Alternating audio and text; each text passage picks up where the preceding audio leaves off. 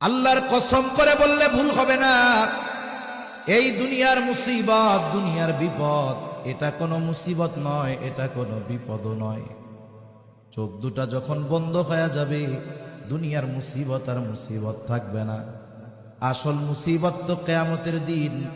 ওই মুসিবতের দিন দুনিয়ার কেউ আমার আপনার পাশে থাকবে না। কি হবে ওই দিনের অবস্থা? আল্লাহ তাআলা কোরআনুল কারীমের মধ্যে একটা চিত্র তুলে ধরে বলেন, ইয়াউমা ইয়াফিরুল মারউ মিন আখিহি ওয়া উম্মিহি ওয়া আবিহি ওয়া সাহিবাতিহি ওয়া বানিহি লিকুল্লি ইমরিইম মিনহুম ইয়াউমাইযিন শা'নুন ইউগনি।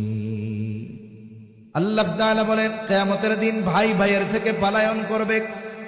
ওয়া উম্মিহি ওয়া আবিহি, পিতামাতার থেকে পলায়ন করবে। ওয়া সাহিবাতিহি ওয়া বানিহি, স্ত্রী সন্তানদের থেকে পলায়ন করবে।